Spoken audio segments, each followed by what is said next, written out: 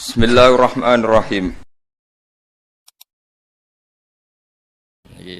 Ini mun sesi terakhir mun sampean ayo mawon niki. Terus mengke Sirajul Qari riyen apa Maulid riyen? Maulid terakhir mun kadang. Kula beri niki kitabnya Mbah Isyam, kebetulan saya pernah belajar kitab ini khatam. Namanya Sirajul Qari. Ini sarah dari kitab Imam Syatibi. Sopo yang biasa nyanyi? Gus Abang. Gus nyanyi jadi sekarang. Saya baca beberapa nazuman ketika beliau Imam Syatibi muji Quran. Kula waca mulai Bismillahirrahmanirrahim. Bada'tu bi bismillahi fin nazmi awwala tabaraka rahmanan rahiman wa mau ila wa sannaitu sallallahu rabbi ala ridha Muhammadinil muhdi ilan nasi mursala. Terus wa itratihi summa sahabati summa man talahum ala lisani bil khairi wubbala. Terus ketika beliau muji Quran ngendikane wa ba'du fahablu wa fina kitabu fajahid bi khiblal ida mutahabbila. Terus kamu harus bangga karena kamu ditunggoni Quran. Fahablu wa fina. Artinya jadi orang Islam itu harus bangga, harus senang karena kita dipandu, diayomi, dipandu, diayomi oleh hablu wa fahablu wa fina. Fajahid bi. Maka kalau kamu berjuang harus dengan logikanya Quran. Di sini disarai ketika ngendikan fajahid bihi wal murad bil habail adillatul qur'ani allaihatu wa hujajuhu alwadihatu. Jadi yang dimaksud dengan tali Allah adalah logika yang dibangun oleh Quran. Saya sedikit cerita tentang logika yang dibangun. Misalnya begini, dulu itu ada orang Arab yang sangat cerdas. Beliau sering jadi delegasi ketika pembebasan tawanan. Orang sampai disuruh pembebasan tawanan artinya orang yang biasa ahli negosiator top. Ketika perang Badar itu kan Nabi menang, sehingga orang-orang tokoh kafir banyak yang ditawan Nabi, disebut Asra Badrin. Yang diutus itu namanya Muhammad bin Mut'im, Jubair bin Muhammad bin Mut'im. Itu diutus, dia kafir betul. Delalah pas diutus itu, kan Nabi dulu udah ada hotel zaman itu, jadi orang-orang musyrik ya ora usah mbok perdebatno, yang nginepnya di masjid. Tapi aja terus mbok dadi hukum saiki wong musyrik oleh nginep. Dulu itu ya memang kondisinya seperti itu. Itu delalah Nabi pas sholat maghrib baca surat Wattur. Wattur wa kitabim mastur fi raqqim mansur wal baitil ma'mur wasaqfil marfu. Itu dia tertarik dengan kalamnya Quran. Makanya kalau sampai tidak bisa tafsir itu harusnya susah sesusah-susahnya.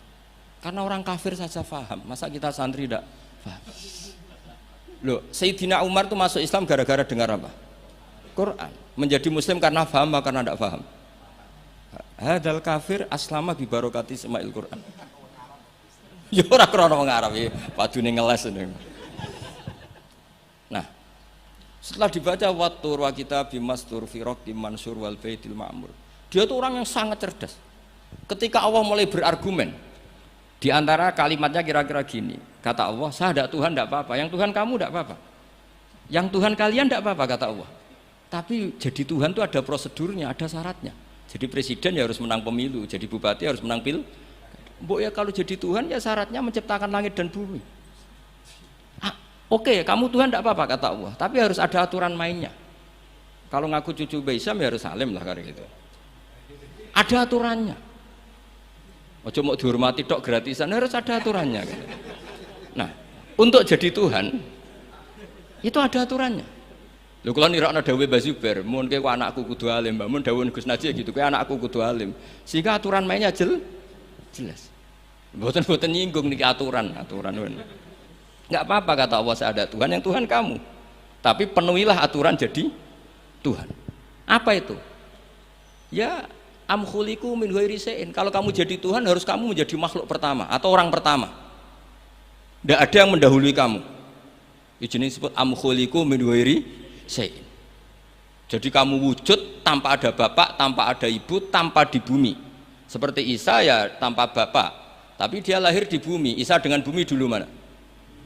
Kok enak gak ikut ciptakan, ikut jadi Tuhan. Amhumul khaliqun. Ya setidaknya Tuhan itu pencipta lah. Terus ditanya terus diteror terus am khalaqus samawati wal ard. Apa kamu menciptakan langit dan bumi? Wah terus sampai akhirnya dia tidak kuat. Nabi ketika baca itu setelah sholat maghrib dia nangis. Ya Muhammad katanya, habis akal saya, otak saya habis, tidak bisa menandingi apa yang turun ke kamu. Saya masuk Islam. Ya, itu namanya hujat. Orang itu nggak bisa bergeming. Makanya Allah kalau adu argumentasi itu begitu fasihnya. Qul ara'aytum ma tad'una min dunillah aruni madza khalaqu minal ardi am lahum syirkum fis samawati. Itu nih kita terus.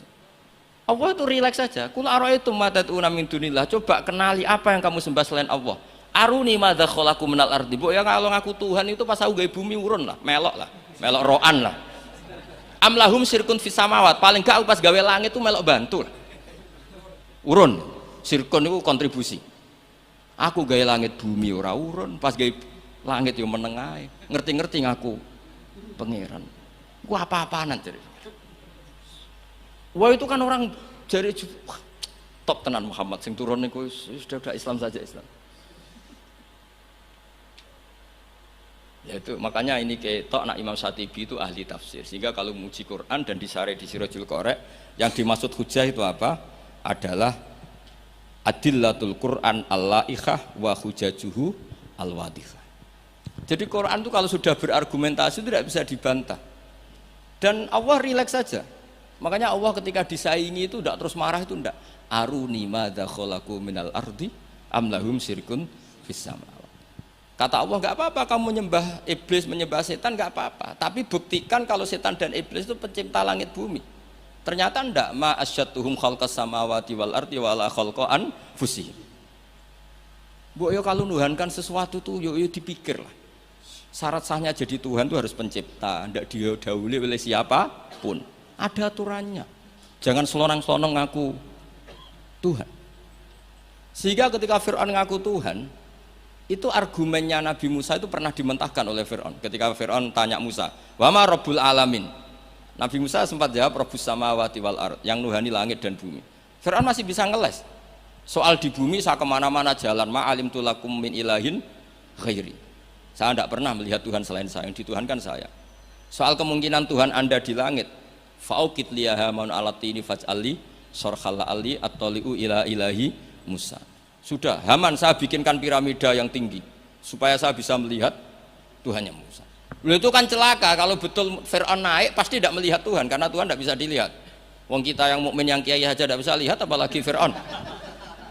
Wes kiai wis gus wis ana sing salam templek ora iso delok. Kadang digoleki barokah ora iso roh apa meneh. Fir'aun. Akhirnya Nabi Musa ganti argumentasi. Dan itu argumentasinya sederhana tapi Fir'aun kalah. Rabbukum wa rabbu abaikumul awwalin. Sing mengerani buyut-buyutmu. Ya cara bahasa kudus ngono gampang. Akhirnya para punggawa Fir'aun mikir, nak Fir'aun pangeran berarti bapaknya ra duwe pangeran, bae ra duwe pangeran. Kan pangerane balita kan kira-kira. Dengan Fir'aun punya bapak, punya mbah, punya buyut, berarti Tuhan datang terlambat. Berarti mbah-mbahnya tanpa Tuhan. Ngamuk Fir'aun. Lah di sini hebatnya Quran. Makanya tersana wa qala rajulun mu'minun min ali fir'auna yaktumu imanah. Gara-gara logika itu sebagian mereka sudah iman. Karena enggak terbantahkan bahwa Fir'aun tidak Tuhan itu enggak jelas itu. Makanya banyak yang iman meskipun yaktumu iman. Lah yang yaktumu imanahu ini pula orang yang wajah rajulun min aqsal madinati yas'a qala ya Musa innal mala'a ya'tamiru nabikal yaqtulu kafakhrus inilah kaminan nasihin. Dia itu ikut rapat. Besok Musa tangkap dan bunuh. Karena dia mukmin, hakikatnya mukmin tapi pura-pura kafir. Dia tahu hasil rapat, keputusannya membunuh siapa? Musa. Jadi pasukan besoknya mau nangkep, malam itu ini sudah nemui Musa. Tadi malam saya ikut rapat, keputusannya Anda besok ditangkap. Maka sebelum ditangkap kamu lari. Jadi kadang-kadang wong khianat itu ya rada ana gunane, paham nggih? Tapi khianat apik. Ya dalile niku. Tapi ini saya cerita betapa argumentasi Quran itu musuh saja tidak bisa bantah. Makanya kata beberapa mufassir, kenapa pertama surat turun untuk Iqra bismi rabbikal ladzi khalaq. Itu Allah sama juga mengatakan gini, bacalah Tuhan. Tuhan itu siapa? Ya Tuhan yang berstatus khalaqah. Masa Tuhan berstatus khuliqah? Ya di mana-mana Tuhan harus berstatus kholaqah, pencipta. Masa Tuhan berstatus khuliqah, diciptakan? Terus orang kafir mulai mikir, berhala diciptakan, ini diciptakan. Jadi hafal Quran itu ya diilmoni lah, jangan hafal toh. Kan kita punya guru-guru yang alim. Di sini ada Qudsi, ada TBS, sarananya banyak. Dulu ketika Mbak Arwani ada Batu Rehan, selalu di Kudus itu ada orang alim, ada orang hafid. Dan yang hafid-hafid dulu juga orang-orang alim, kata Mbak Arwani, Mbak Saroni, Stanton, Mbak Hisam, semuanya punya tulisan-tulisan. Jadi saya mohon sampean jangan berdalih karena fokus Quran kalau ora iso ngaji. Mbok maksudnya ku nak nyuwun ngono. Ojo aja-aja, ora usah diterusno lah Gus. Karena eman itu, logika Quran yang seperti itu tuh eman. Quran itu misalnya klaim-klaiman kitab suci, Quran itu fair. Itu nih kita bimbing qabli hada au atharatin min ilm. Kalau kamu tidak percaya Quran, tidak percaya Taurat, nggak apa-apa, kamu bikin buku tandingan tapi yang sekualitas Quran. Dan itu Quran tenang saja, silahkan ngarang. Kalau kamu ngarang sendiri tidak bisa, sama teman-temannya. Qul fa'tu bi suratim. Kalau kurang orang banyak, wat usyuhada aku ngajak konco. Wakhirnya temenan, ada kompetisi, siapa yang bisa ngarang nandingi Quran. Itu orang Quraisy nyerah semua. Akhirnya ada orang agak sableng gitu, bilang mampu. Namanya Musailamah, nama? Bagi ini macam ini Musailimah. Kalau ngaji bolak-balik, orang semua Musailamah, orang macam Musailimah. Gara-gara roh akten nih, jadi rata-rata itu macamnya apa? Musailamah atau Musailimah? Trennya apa? Musailamah. Itu akhirnya ngarang. Ketika dengar wadzariyati dzarwa falhamilati wikra fal jariyati israfal muqassimati amro, karena dengar itu kan pikirannya sama-sama diakhiri tak, terus pokoknya pikirannya gitu. Padahal wadzariyati dzarwa itu, zarrah itu kekuatan yang dahsyat, disaingi wazariati zar'a falhasidati hasda, terus falkhobizati khubza fallakimati lukma. Jadi terus sampai yang pesen itu iki apa-apa nanti dia mau wal zariati zar'a, demi perempuan-perempuan yang menanam padi. Bukan asbar ditanam ya wal hasidati hasda, demi perempuan-perempuan yang memanen. Berarti panen wal khobizati khubza, kemudian jadi roti. Terus falakimatin kemudian diuntal. Sampai sing pesen ku protes. Iki apa-apaan? La yaqulu hadza ila majnun. Sampai sing pesennya kecewa, sing order kecewa. Wah yo ora kasil nek gumuk nyanyi Quran yo ora kasil. Iku apa-apaan niku? Wong perapatan nak iso kira-kira. Jadi makanya Quran itu ya santai saja, enggak apa-apa. Kalau kamu tidak percaya Quran, qul fa'tu bi asyri suwarim mislihi muftariyat. Kalau asr enggak bisa, surah saja. Enggak, kalau 10 surat enggak bisa, satu saja. Dan Quran fair sampai wad'u man istata'tum min dunillah. Enggak apa-apa kamu minta bantuan. Sehingga ketika dikarang nyanyi alam nasroh, adib ta'u madib, nyanyi parah. Kalau niku apal ora krana kula pecinta Musailamah karena saya peneliti. Nyanyi alam taro itu begini. Alfilu malfil wa ma adraka malfil lahu khurtumun tawil wa dhailuhu qasir. Kamu tahu apa itu gajah itu apa? Gajah itu hewan yang khurtumun tawil, punya apa? Belalai yang panjang, tapi lahu dhailun qasir, tapi apa itu ekornya pendek. Yang pesen saja kecewa. Lha iku cah cilik ya roh nak gajah. Kok ora mbok sifati pisan nak ngideki kowe matek. Bandingkan dengan Quran, alam taro kaifa fa'ala rabbuka, itu mengandung sejarah. Saya cerita sedikit tentang Ashabul Fil biar kamu tahu kualitas kalimat alam taro, kata alam taro. Abraha itu ahli ekonomi. Ketika ada kafilah besar-besaran datang ke haji, ditanya itu mau kemana? Mereka haji ke Ka'bah. Dia pikirannya berarti Ka'bah itu aset ekonomi karena bisa mendatangkan wisatawan. Mulane kena anggap Ka'bah iku aset ya rontok-rontok. Rengokno nggih. Akhire dekne gawe saingan Ka'bah. Tenggene Kules ya teng Son'a lah. Singkat cerita Ka'bah tandingan iki digawe min zahabin wa fiddatin wa rukhamin, pokoknya dari batu-batu mulia karena untuk menandingi Ka'bah sing terima watu ireng kotak. Sono wong Quraisy gak trimo diisingi. Jadi kadang wong ngawur ya penting. Disingi mergo Baitullah sing suci disaingi Ka'bah bal-abal. Dadi sekunane kuno wong apik dibajak, barang apik napa? Dibajak. Mane kan nek dadi wong top dibajak ya kudu rodok rido sithik-sithik pancene ngono. Sunahe ngono, sekunane kuno. Wareng disingi gak terima terus dia bersumpah akan merobohkan Ka'bah. Niki terakhir mun sama rasa khawatir. Niki kan pun jam 10. Niki tesih wonten waktu 10 menit. Setelah itu terus minta fil terbesar dikirimi sama Raja Najasyi. Dikirimi gajah, walhasil masuk. Ketika mau masuk di Muhassir, ada yang baca Muhassar. Itu Abra ini fil ini nggak mau masuk. Ketika diarahkan ke Ka'bah itu barokah itu jerum. Kalau dialihkan dari Ka'bah dia lari. Singkat cerita dia mengumumkan bahwa dia datang tidak untuk perang tapi untuk apa? Merobohkan apa? Ka'bah. Tapi mulai dulu di mana-mana invasi itu pasti harus dapat uang, dapat jarahan. Nah yang dijarah itu diantaranya untanya Abdul Muttalib. Ini rungokno. Engko terus ketok kualitas alam ta'aruf dibanding alfilu malfil wa ma'adruka malfil. Ketika sudah dijarah terus si Abraham orangnya baik. Sosialnya baik. Tapi kafir, tapi sosialnya bagus. Dia tanya, "Man sayyidu hadzal wadi?" Orang tertua di sini siapa? Abdul Muttalib. Sayyiduna Abdul Muttalib. Makanya lagi-lagi Nabi itu harus turunannya orang-orang baik. Muhammad bin Abdullah bin Muttalib itu selain orang baik itu sudah orang tokoh. Nah, ontanya Abdul Muttalib jumlahnya 100 itu diantara yang disita, yang dijadikan ghanimah oleh Abraha selain onta-onta yang lain. Setelah Abdul Muttalib datang di perkemahan siapa? Abraha. Itu wibawanya Abdul Muttalib itu menjadikan Abraha nggak berani karena Abdul Muttalib membawa Nur Muhammad sallallahu alaihi. Itu Abraha bilang gini, spontan ketika melihat wajahnya Abdul Muttalib, ganteng Abdul Muttalib dan wibawa. Anta sayyidu hadal wadi, naam, anak Abdul Muttalib sayyidu hadal wadi. Saya ketua di sini di lembah ini. Saya sebetulnya ingin kau duduk samping saya, tapi umat saya pasti tidak terima karena ini kursi kerajaan, yang boleh duduk hanya saya. Tapi saya nggak berani duduk di atas kamu.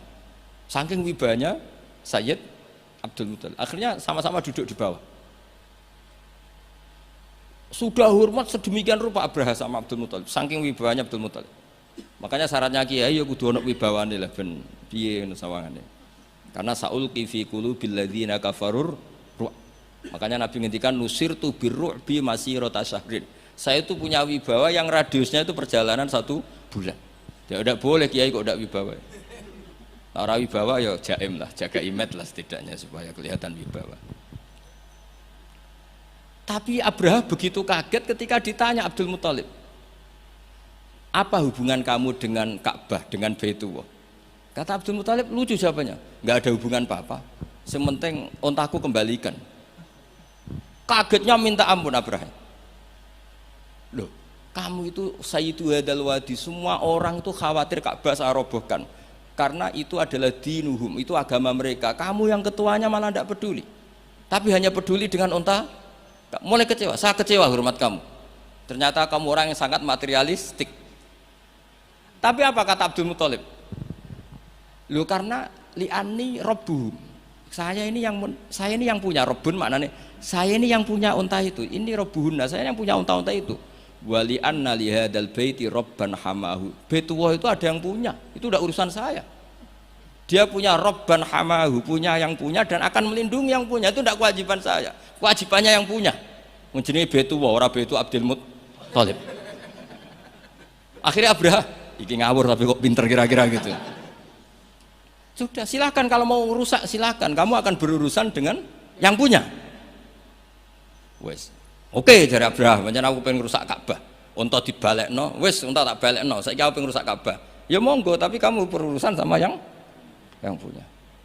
Ya ini masih maulid karena ini mbahnya Rasulullah Shallallahu Alaihi Wasallam. Kesana. Tapi sebelum Abraha datang, ini Abdul Muttalib fa'atal baita, kemudian datang ke Baitullah wa akhudha bi halaqatil bab. Dia megang kalau di pintu dulu itu kan pegangannya itu kan bunder. Makanya disebut halaqatil bab. Maksudnya handle-nya itu kan bulat. Terus beliau berdoa, Berdoa, dongane lucu, dongane lucu. Ya Allah, di mana-mana orang itu ya menyelamatkan asetnya. Ya, engkau harus menyelamatkan asetmu dong. Ini santai aja. Oleh ngendikan ngono tok, terus ditinggal mire. Nah, ditinggal mire itu Abdul Muthalib bikin kepengumuman ke semua orang Quraisy, ayo ke atas gunung dan kita melihat apa yang dilakukan Tuhan kita terhadap orang yang merusak Ka'bah. Terus mereka di gunung semua, ketika Abraham mau naik, mau merusak, terus ada burung ababil. Makanya judulnya Alam Taro. Kayak apa kualitas Quran itu? Cerita sejarah dengan sederhana tapi kualitas maknanya luar biasa. Alam Taro. Kenapa kok ada Alam Taro? Apakah kamu tidak melihat? Karena semua suku Quraisy itu naik gunung dan melihat apa yang maka dimulai dengan Alam Taro. Dan mereka melihat kaifa fa'ala rabbuka bi ashabil fil. Disaingi alfilu malfil wa ma adraka malfil lahu khurtumun tawil wa dhilluhu qasir. Jadi sehingga Alam Taro ini kualitasnya luar biasa memang. Karena mereka berkata, ayo kita lihat apa yang akan dilakukan Tuhan terhadap orang yang mau merusak Ka'bah. Makanya disebut Alam Taro kaifa fa'ala rabbuka bi ashabil.